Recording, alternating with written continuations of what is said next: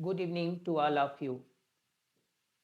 NDA, CDS, Navy, Air Force, Bank, PO, CAT, CLAT, MAT, TGT, PGT, various competitive exam की तैयारी कर रहे तथा 9, 10, 11, 12 के विद्यार्थियों के लिए भी आज का जो विषय है जी मैं पढ़ाने जा रहा हूँ ये बहुत ही इम्पोर्टेंट है। देखिए जी, जैसे मैंने बता रखा है कि मैं ओकैब पे अक्सर आप लोगों से बातें करता रहूँगा। देखिए, जब मैं ग्रामर भी पढ़ा रहा होता हूँ तब भी उसमें जब कोई भी शब्द आता है तो उसको मैं बहुत डिटेल में पढ़ाता हूँ आप लोगों को, ठीक है ना जी। कोई आप लोग इस बात को समझने की कोशिश करिए।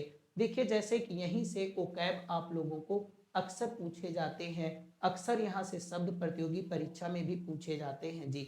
आप लोग समझने की कोशिश करिए, ठीक है ना जी। ओके, देखिए जैसे एक शब्द आता है फायर। अब फायर क्या है जी? फायर का मतलब तो आप आग समझते ही होंगे, लेकिन मैं फायर शब्द को और भी बताऊंगा, लेकिन यहाँ पे आज मैं केवल आग के बारे में बता रहा हूँ। फायर का मतलब जैसे आग हो गया। देखिए जी, तभी तो मैं आप लोगों से बताता हूँ, चाहे आप इंग्लिश स्पीकिंग के लिए ही क्यों ना पढ़ रहे हो, आप इस बात को समझ जाओ जी। देखिए, सबसे बड़ी चीज होती है कि आपको ग्रामर, यानी आपकी ग्रामर क्लियर हो और आपका वोकैब क्लियर होगा। इस बात को आप समझ लीजिए जी, तभी आपको इंग्लिश प्रोफिशिएंसी की आप आशा कर सकते हैं, ठीक है ना जी। और अगर आपकी if you are not good at grammar, you are not good at vocab, definitely you can not expect for having proficiency in English language. Okay, अगर आप serious हो, if you are serious to have proficiency in English language, definitely you should focus on grammar. Along with that you must have focus on learning vocab। Okay, और जिस तरह मैं vocab आपको पढ़ा रहा हूँ वो चाहे प्रतियोगी परीक्षाओं के लिए हो चाहे इंग्लिश स्पीकिंग के लिए हो, दोनों के लिए इंपॉर्टेंट है।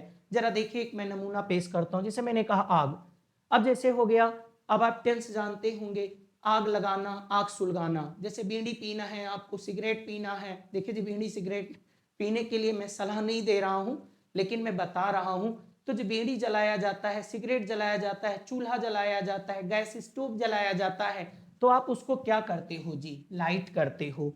तो कहो सर लाइट का तो कई अर्थ है। मैंने कहा जी मैं सब बात करूंगा आपसे, ठीक है ना। लाइट का मतलब तो प्रकाश भी होता है, प्रकाश का मतलब उजाला भी होता है जी। और इसी लाइट का मतलब जलाना, जलाना का मतलब प्रज्वलित करना। शुद्ध भाषा में यही तो बोला जाता है, जैसे अग्नि को प्रज्वलित करो, यानी जैसे आप कोई भी चीज कर रहे हैं तो अग्नि रखा हुआ है तो आप उसको जलाते हो, तो आप प्रज्वलित करते हो, वही जलाना यहाँ हो गया। किसी का घर जलाना, किसी की दुकान जलाना वो दूसरी चीज है जी, अभी मैं बता रहा हूं आपको। तो ये जलाना हो गया। तो जैसे लाइट का मतलब प्रकाश उजाला भी होता है, लाइट मतलब जलाना भी होता है। और लाइट का मतलब आप जानते होंगे जी हल्का। अगर ये चीज आपको नहीं पता जी तो बताओ आप अंग्रेजी कैसे बोल पाओगे। जैसे मैंने कहा लाइट व्हीकल, अब लाइट व्हीकल का क्या मतलब हुआ? लाइट व्हीकल का मतलब हल्के वाहन। लाइट कलर, अब लाइट कलर का मतलब क्या हुआ जी? हल्के रंग। अब लाइट का मतलब जलाना भी होता है जी, ठीक है ना। जैसे गैस स्टोव आप जलाते हैं तो you light gas stove. Okay, अब जब आपको मैंने कहा कि आप गैस स्टोव जलाने से पहले अपनी किचन की खिड़कियां वगैरह अच्छे से खोल दीजिए, है ना, ताकि अगर गैस वगैरह कहीं से लीक हो रही हो तो दुर्घटना होने से आप बच जाएं। तो क्या कह रहे हैं हम कि आप गैस स्टोव जलाने से पहले, तो गैस स्टोव जलाने से पहले नहीं, गैस स्टोव में गैस खोल के उसमें आग लगाने से पहले, ये मतलब मैं कह रहा हूं। तब आप उसको जलाना कब क्या कहोगे? वही है लाइट। और तुमने कहा सर आज यहाँ पे लाइट कम है, अंधेरा लग रहा है, थोड़ा लाइट कम है, तो लाइट को समझ गए कि नहीं जी? अभी लाइट को मैं जिस दिन पढ़ाऊंगा, लाइट के मैं 10 यूज आपको पढ़ाऊंगा। कोई भी शब्द जो बच्चे मेरे से ऑफलाइन पढ़ते हैं वो इस बात को भली भांति जानते हैं, they know this fact very well, कि that when my teacher teaches grammar and vocab, he teaches everything very well, right. मैं हर एक शब्द को, छोटी छोटी चीज को मैं पढ़ाने की कोशिश करता हूं। मैं यहाँ अपने को ग्लोरीफाई यानी आत्म प्रशंसा करने की मैं कोशिश नहीं कर रहा हूं। मैं ये बता रहा हूं कि अगर आप मेरी बात को सुनते हैं तो डेफिनेटली आपको सारी चीज समझ में आएगी जी, राइट। बाकी सारे टीचर अपनी तरफ से अच्छे पढ़ाते हैं, मैं कभी इस बात को नहीं कहता कि मैं अच्छा पढ़ाता हूं, ठीक है ना जी, सारे टीचर अच्छे पढ़ाते हैं। ओके, तो एक बार जरा आप ध्यान दीजिए, तो जैसे मैंने कहा फायर का मतलब आग हो गया, आग लगाना, गैस स्टोव में, बीड़ी सिगरेट में लाइट हो गया। तो आप कहते हो फ्लेयर का मतलब क्या हुआ? फ्लेयर का मतलब जल जाना, चमक के साथ जब कोई चीज जलता है तो वो फ्लेयर करता है, लपट लपट निकलती है, उसमें चिंगारियां निकलती हैं, वो फ्लेयर करता है। फ्लेयर का मतलब लपक के साथ उसका जलना। आगे मैं बता रहा हूं आपको, तो ठीक है जी। तो मैं अब बताना शुरू करता हूं। अब फायर का मतलब क्या हो गया जी, पहले आप हिंदी में समझ लो, आगे मैं इंग्लिश में भी सब बता दूंगा। अब ये क्या हो गया, अब यही हो गया आग लगाना। अब आग लगाना, अभी कई तरह का आग लगाना होता है। आग लगाने का मतलब आग को प्रज्वलित करना। आग प्रज्वलित करना जैसे बीड़ी सिगरेट गैस स्टोव आदि में जब आप आग लगाते हो मैच स्टिक से, तब वो क्या हो गया जी, माचिस की तीली से, तो आप लाइट करते हो। फ्लेयर का मतलब होता है चमक के साथ जल जाना, चमक के साथ जलना, जलना या जल जाना। ठीक है ना जी, ओके। आप समझिएगा शब्द को, मैं सारे शब्द को मैं बताऊंगा। अब आप इसको नहीं जानोगे तो आप नहीं समझ सकते जी, ओके। अब ये क्या है कैच फायर? क्या कैच फायर का मतलब ही होता है जी, ध्यान देते रहो, आग लगना। और आग लगने को ही हम लोग अपनी भाषा में, मैं यहाँ पे बाइलिंगुअल होके पढ़ाने की कोशिश कर रहा हूँ, because this time I am teaching specially for those student who are facing the problem of how to speak English very confidently and proficiently। ठीक है ना जी। तो उनके दिमाग में जब कोई भी शब्द आता है, हम लोग वो आर्टिकल वगैरह लिखने की कोशिश कर रहे हैं या अनसीन पैसेज को समझने की जब कोशिश करते हैं कॉम्पिटिटिव एग्जाम में, तो ये सारी चीजें हमको आना चाहिए कि कैच फायर का मतलब क्या, आग लगना, और इसी चीज को हम कहते हैं आग पकड़ना। समझ में आया? जैसे मैंने कहा, जब आप पेट्रोल वगैरह फ्यूलिंग करा रहे हो अपनी बाइक में, अपनी कार में, तो आपको मोबाइल का यूज नहीं करना चाहिए, आपको बीड़ी सिगरेट नहीं पीना चाहिए, बिकॉज क्योंकि इट में कैच फायर, इट में कैच फायर यानी इसमें आग लग सकती है या आग पकड़ सकती है। तो कैच फायर का मतलब समझ गए जी, आग लगना, आग पकड़ना। जैसे जहां आग वगैरह जल रही हो वहां पे पेट्रोल वगैरह नहीं रखना चाहिए, क्योंकि पेट्रोल जो है वो बहुत जल्दी पेट्रोल आग पकड़ लेता है। तो petrol catches fire very easily, यानी पेट्रोल में आग बहुत आसानी से लग जाती है, बहुत आसानी से वो आग पकड़ लेता है। अभी मैं बताऊंगा जो आग पकड़ लेने वाले एलिमेंट होते हैं उन सबको हम क्या कहते हैं, जरा ध्यान दीजिएगा आगे। अब कैच फायर क्या है, अभी मैं आप फिर से मैं एक बार आपको बताऊंगा, थोड़ा पेशेंस रख के पढ़ना पड़ेगा जी, क्योंकि देखिए ऑफलाइन नहीं है कि मैं थोड़ा सा रुक के उसको बार बार दोहरा करके आज की क्लास को दूसरे दिन क्लास शुरू किया तो उस दिन मैं डिस्कस कर लेता हूँ। लेकिन ये ऑनलाइन में ये जिम्मेदारियां आपको बियर करनी पड़ेंगी, बार बार दोहराना, बार बार पढ़ना, ध्यान से सुनना, क्योंकि मेरा आपके ऊपर फिर कोई नियंत्रण नहीं रहता। यही थोड़ा सा डिफरेंस होता है ऑफलाइन और ऑनलाइन के बीच में। यहाँ जिम्मेदारियां विद्यार्थियों की ऑनलाइन में बढ़ जाती हैं जी, राइट। ध्यान दीजिएगा। फिर कहते हैं सेट फायर क्या है। देखिए सेट फायर का मतलब टू कॉज समथिंग और समवन टू स्टार्ट बर्निंग, किसी चीज को जलाना। अब जलाना क्या है जी, सेट फायर यानी जिसको हम कहें आग के हवाले करना। क्या करना जी, आग के हवाले करना, सुने होंगे ना।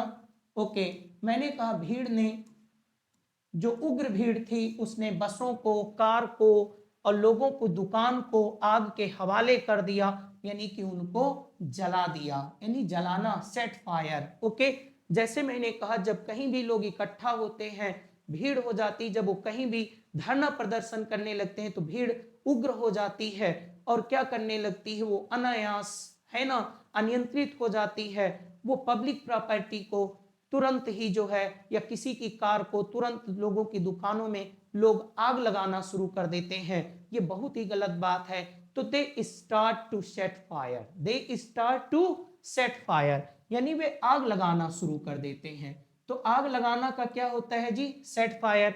लेकिन जब आप इस बात को जानिए प्रयोग को, जब हम लोग गैस स्टोव को बीड़ी और सिगरेट में आग लगाते हैं, उसे प्रज्वलित करते हैं, ठीक है ना, तो उस चीज को हम लोग जी लाइट कहते हैं। और जब इस तरह से किसी चीज को तहस नहस कर देने के लिए, आगजनी करने के लिए हम आग लगाते हैं, तो हम उसको क्या कहते हैं जी, वो पर्टिकुलर ये यूज है, ये सेट फायर। अब आप कहते हो जी अच्छा आग लग गई तो आग को बुझाना क्या होता है, तो मैंने कहा आग बुझाना, वो ध्यान से सुनिए जी, ओकैब आपको मैं बहुत अच्छे से पढ़ाने की कोशिश करूंगा, लेकिन मैं इस समय थोड़ा सा अभी नया सिस्टम है, थोड़ा सा मैं समझ नहीं पा रहा हूँ कि किस तरह विद्यार्थियों को वो चीजें पेश की जाए जिस तरह से ऑफलाइन में पेश किया जाता है। फिलहाल मैं आप तक हर चीज पहुंचाने की पूरी कोशिश करूंगा और कर रहा हूं जी। राइट, समझिए आग बुझाना क्या होता है जी, पुट आउट है ना, और इसी चीज को एक्सटिंग्विश कहा जाता है।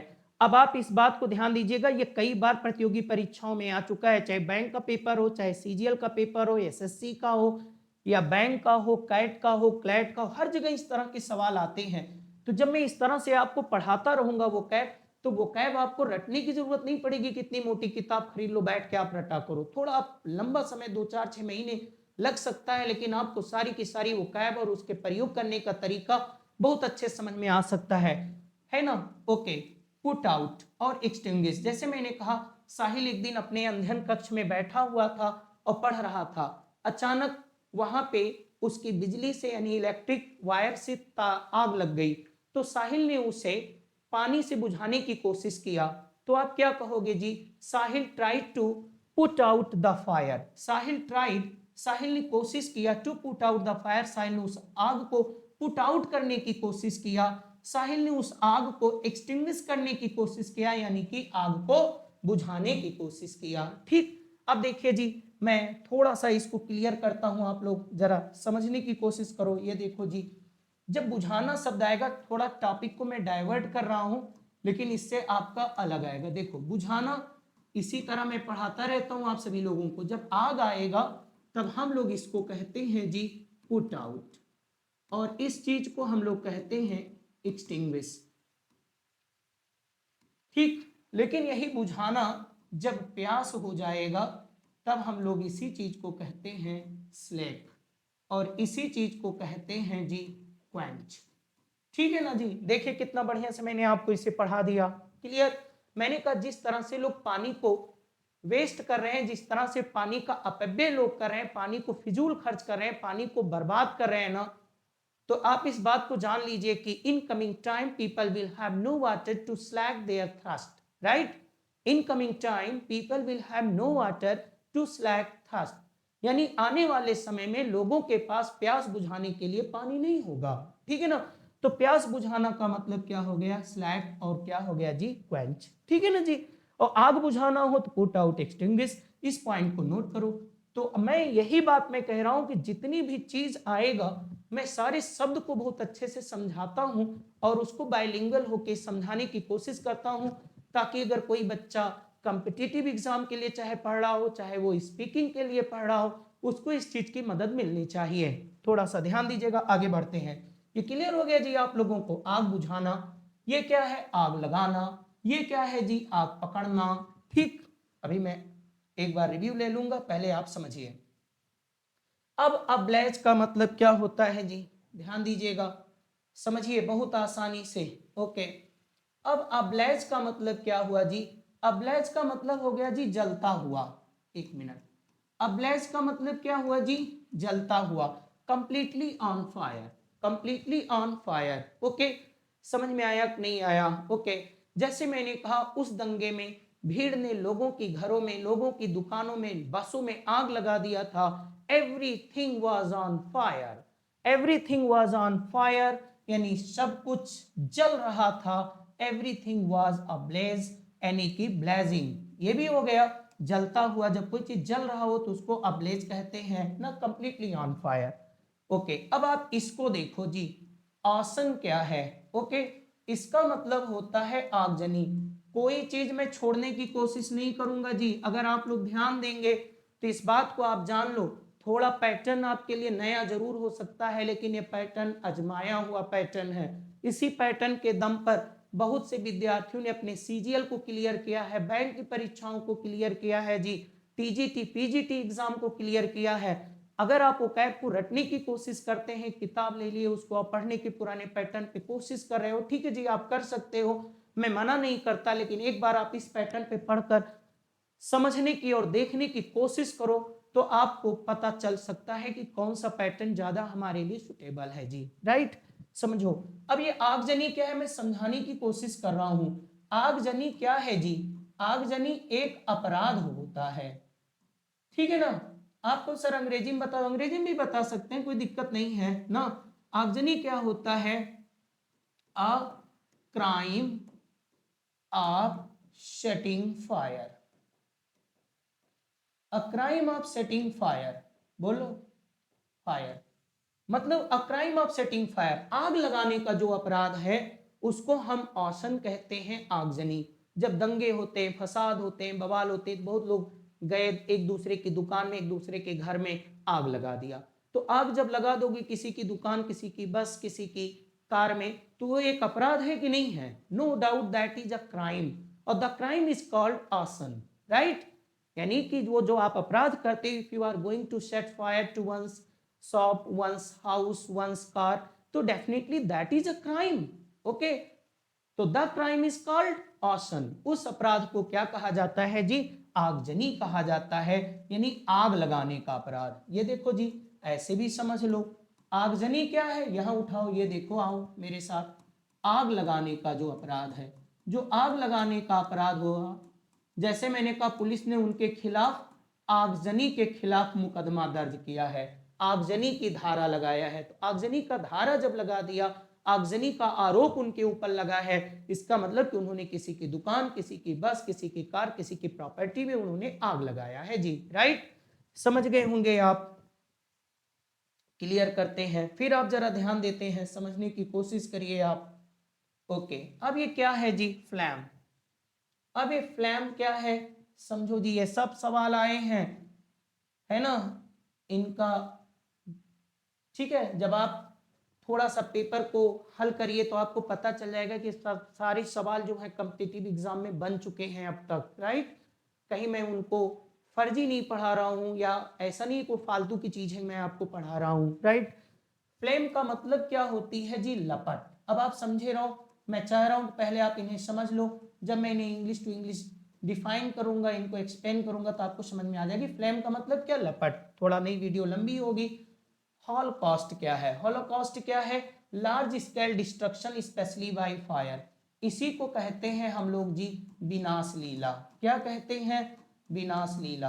अब विनाश लीला क्या है समझो जी, लार्ज स्केल डिस्ट्रक्शन, यानी बड़े पैमाने पर जो तबाही बर्बादी होती है, और खासकर किसकी वजह से जी? स्पेशली बाय फायर, आग के द्वारा। जब आग के कारण कोई बहुत बड़ा तहस नहस हो जाता है, बहुत बड़ा विध्वंस हो जाता है, बहुत भारी नुकसान हो जाता है, तो दैट इज कॉल्ड हॉलोकॉस्ट।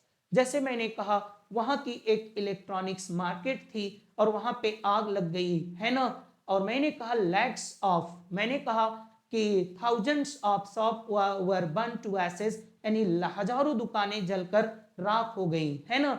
तो वो एक क्या था? हॉलोकॉस्ट था। यानी हॉलोकॉस्ट का मतलब क्या हो गया जी? हॉलोकॉस्ट का मतलब विनाश लीला, और ये इसी को कहते हैं विध्वंस। ठीक है ना जी, ओके, विध्वंस होता है लेकिन आग के कारण जो नुकसान होता है। आगे ध्यान देते हैं जी, अब सारे शब्दों पे आप आते रहते हैं, फटाफट ध्यान देने की कोशिश करते हैं। आगे क्या है,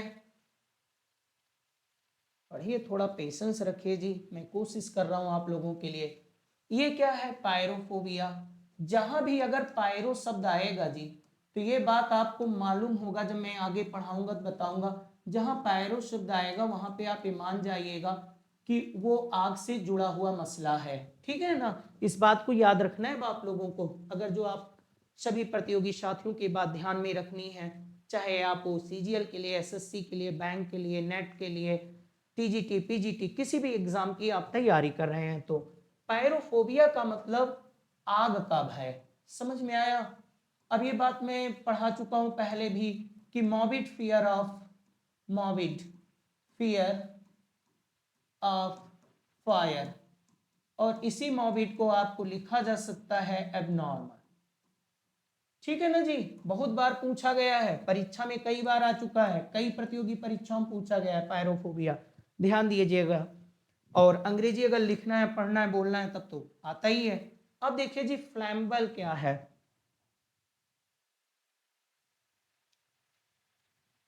आगे ध्यान दीजिएगा, फ्लैम्बल। अब फ्लैम्बल क्या है? एबल टू बर्न इजली, यानी वो चीज जो आसानी से जल जाए, ठीक है ना, आसानी से जलने वाली, आसानी से आग को पकड़ लेने वाली, तो उस चीज को हम लोग कहते हैं फ्लैमेबल, यानी कि इसी चीज को कहते हैं प्रज्वलनशील। जैसे प्रज्वलनशील, ठीक है ना जी। जैसे कि आप ये मान लो, जैसे पेट्रोल है या गैस है, तो ये सब सारी चीजें क्या करती हैं, बड़ी फ्लैमेबल होती हैं, यानी कि बहुत जल्दी ये आग को पकड़ लेती हैं, ठीक है ना जी।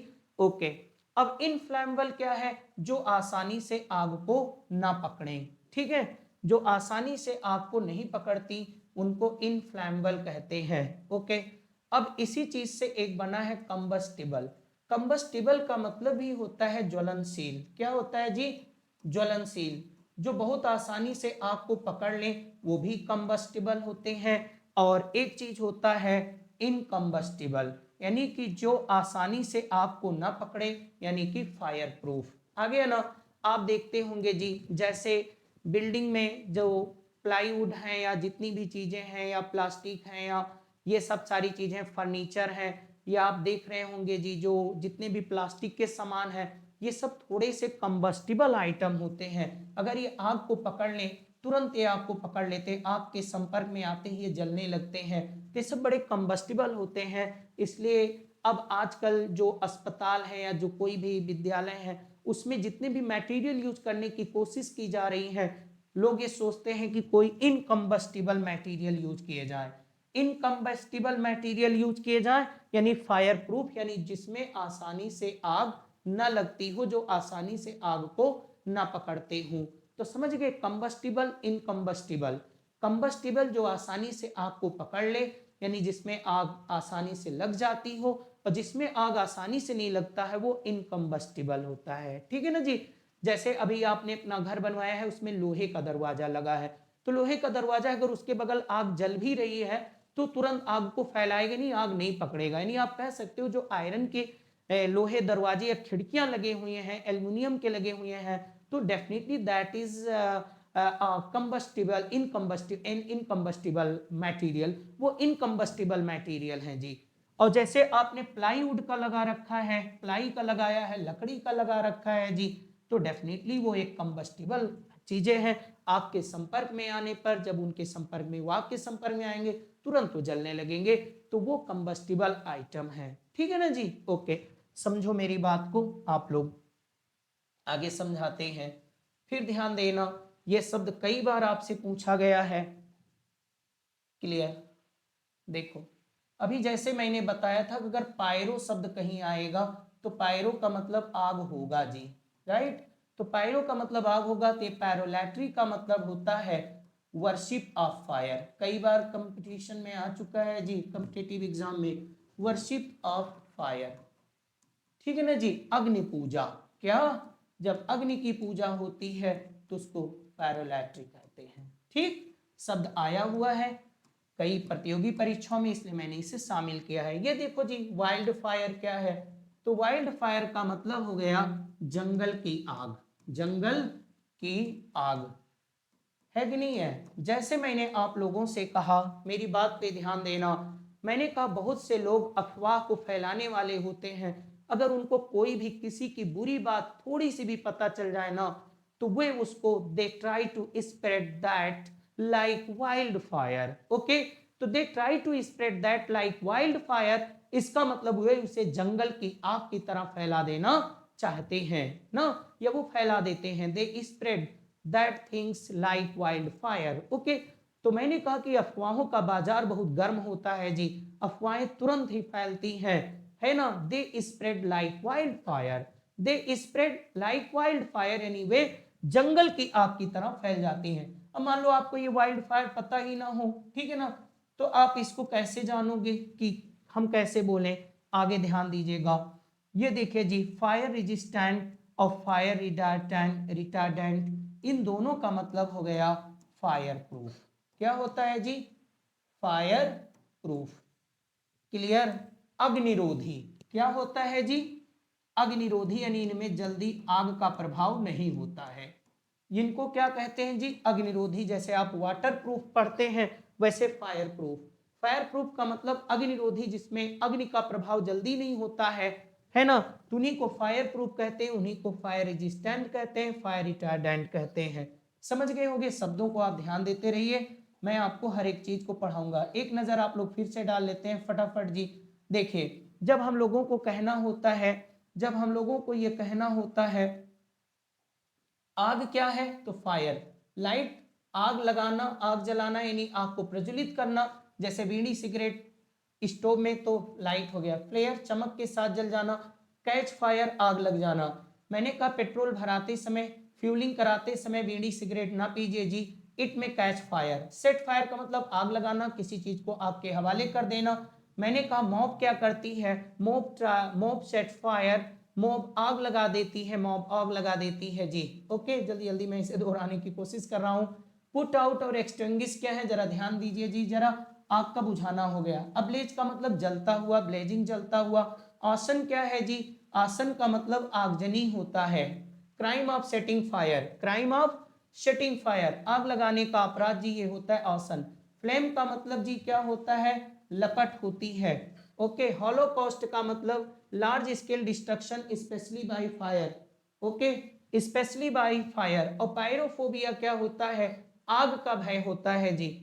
और फ्लैमेबल क्या होता है, एबल टू बर्न इजिली, जो आसानी से आग लग जाए, जिसमें जो आसानी से आग पकड़ ले। ओके, इनफ्लैमेबल जो आसानी से आग ना पकड़ती हो, जो ज्वलनशील ना हो, इसको क्या कहेंगे आप, फ्लैमेबल, ज्वलनशील। इनफ्लैमेबल जो ज्वलनशील ना हो। कंबस्टिबल वही चीजें हैं जो ज्वलनशील हो, जो आग को आसानी से पकड़ने वाली हो, कंबस्टिबल।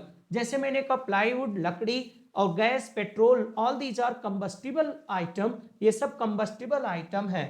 ओके, और जैसे पानी है, पानी में आग जल्दी नहीं लगता जी। ओके, या लोहा है, तो ये सब इनकम्बस्टिबल आइटम है, ठीक है ना। एक देखो लिखा हुआ है, इसको फायर प्रूफ भी कहते हैं। पैरोलैट्री क्या है, अग्नि की पूजा। वाइल्ड फायर जंगल की आग। फायर रेजिस्टेंट और फायर रिटार्डेंट, फिर से मैं इसे बता देता हूं जी। ओके, इन्हीं चीज को हम लोग कहते हैं जी फायर प्रूफ। क्या मैंने कहा, अस्पताल हो, स्कूल है, इन सबको ज्यादातर फायर प्रूफ और fire resistant, fire retardant material को यूज करना चाहिए इनके निर्माण में जी। ठीक है ना जी, तो आप लोगों के लिए क्लियर हो गया। अब देखिए, अगले क्लास में मैं आप लोगों के लिए इसी तरह की नई वीडियो के साथ, नए टॉपिक के साथ आपके बीच में फिर आएंगे। लेकिन आप सभी विद्यार्थियों से, आप सभी प्रतियोगी साथियों के लिए एक बड़ा हम्बल सजेशन है कि आप लोग नीरज करियर इंस्टीट्यूट के टेलीग्राम चैनल को जी ज्वाइन करने की कोशिश करिए, क्योंकि वहां पे भी बहुत काफी कुछ आपको दिया जाएगा। ठीक है ना जी, है ना, ताकि आपको हर सूचना, हर इंफॉर्मेशन आप तक पहुंचती रहे, हर अपडेट आप तक पहुंचती रहे। तो इन्हीं शब्दों के साथ, इन्हीं बातों के साथ आज की क्लास को हम लोग विराम देते हैं।